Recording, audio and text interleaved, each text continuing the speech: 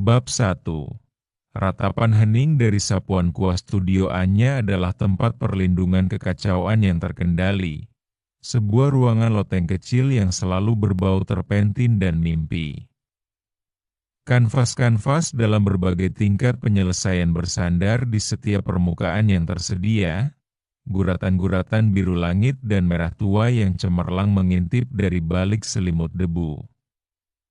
Karya seninya adalah eksplorasi mendalam akan ingatan dan emosi, abstrak namun sangat personal. Setiap sapuan kuasnya adalah sebuah pengakuan.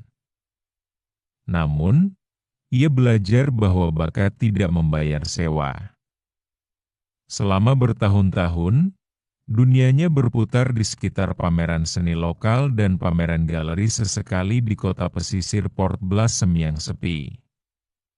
Usaha-usaha ini menghasilkan penjualan sporadis dan pengakuan yang cepat berlalu, meninggalkan Anya dengan rasa ketidaktampakan yang menggerogoti. Seninya, jiwanya yang tercurah ke atas kanvas, layak mendapatkan audiens yang lebih luas daripada turis-turis yang berniat baik namun seringkali berhemat yang berlalu lalang di alun-alun kota. Ia mendambakan koneksi, validasi, dan kesempatan untuk benar-benar mencari nafkah dari hasratnya. Tapi bagaimana caranya?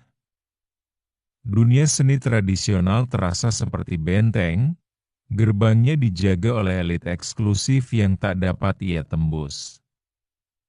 Kamu butuh situs web, Anya. Maya, teman masa kecilnya yang sangat ahli dalam pemasaran digital, seringkali menyatakan hal itu, biasanya sambil menikmati kopi hangat di tengah kekacauan Anya yang berlumuran cat. Maya bekerja jarak jauh untuk sebuah perusahaan rintisan teknologi yang sedang berkembang pesat.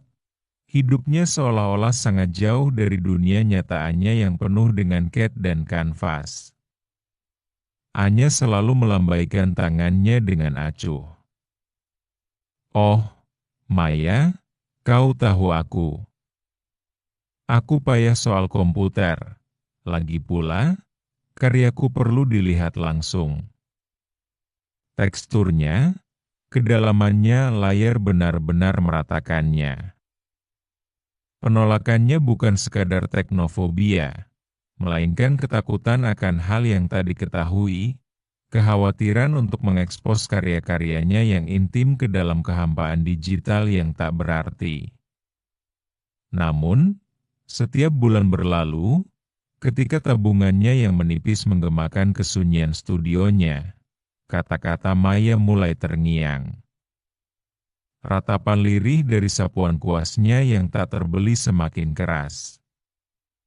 Mungkin, hanya mungkin, benda digital ini bukanlah musuh, melainkan penyelamat. Bab 2, Pixel harapan pertama keputusan itu tidak mudah. Keputusan itu lahir dari akhir pekan pameran seni yang sangat mengecewakan, di mana hanya satu karya cetak kecil yang terjual. Kembali di studionya, dikelilingi oleh penilaian diam-diam atas mahakaryanya yang tak terjual, Anya akhirnya menyerah. Ia menelepon Maya, suaranya dipenuhi keputusasaan sekaligus tekad. Oke, Maya. Ceritakan semuanya tentang situs web ini. Maya, yang selalu sabar, hanya tersenyum. Ini kanvas digital, Anya. Kamu yang menciptakannya. Anya memulai perjalanannya dengan hati-hati, berbekal bimbingan awal Maya dan laptop pinjaman.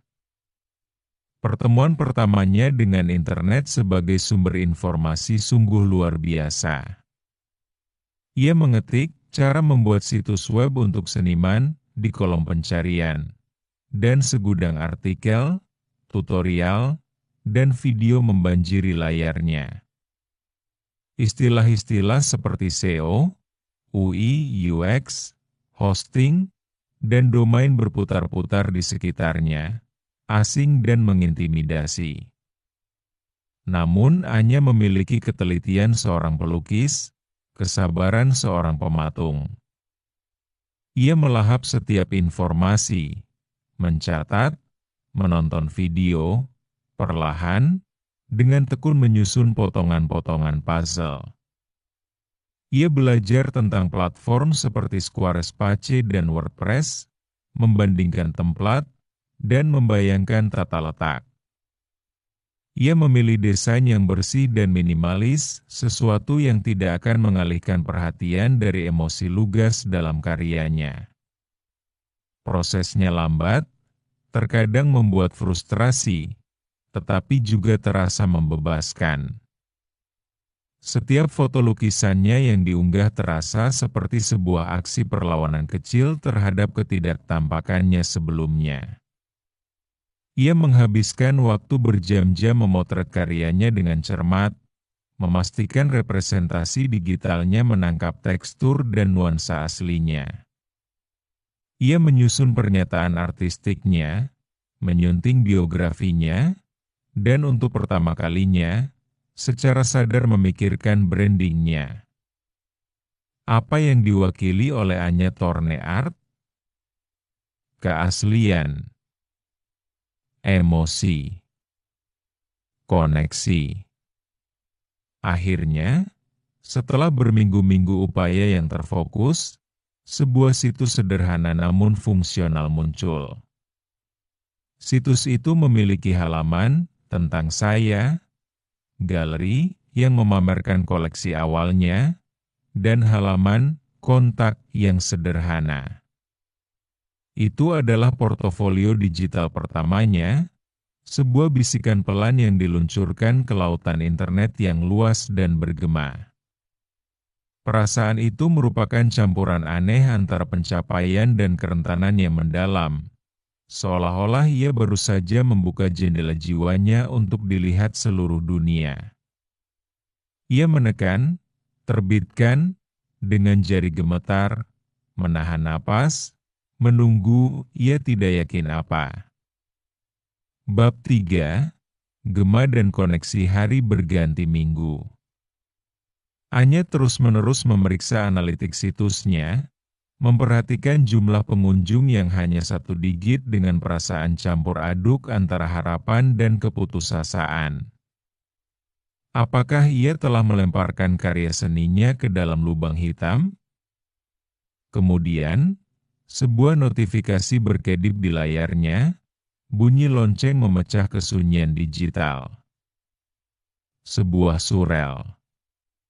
Subjek, komentar pada bisikan fajar, jantungnya berdebar kencang. Ia membukanya. Karya yang luar biasa. Warna-warna di Whispers of Dawn sungguh memikat. Di mana saya bisa membeli karya ini? Pesannya sederhana, tapi bagi Anya, itu bagaikan gempa bumi. Interaksi langsung pertamanya. Seseorang, orang sungguhan, di suatu tempat di luar sana, telah melihat karyanya dan tersentuh olehnya. Kegembiraan itu begitu memabukkan, yang segera disusul oleh rasa panik.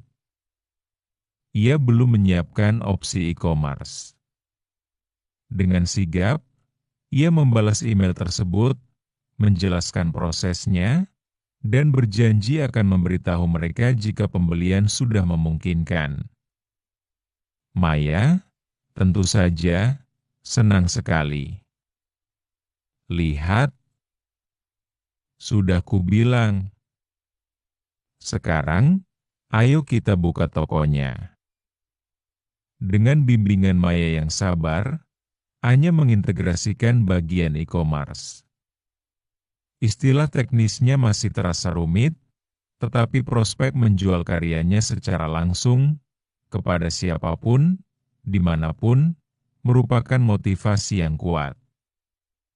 Ia belajar tentang gateway pembayaran, logistik pengiriman, dan transaksi yang aman.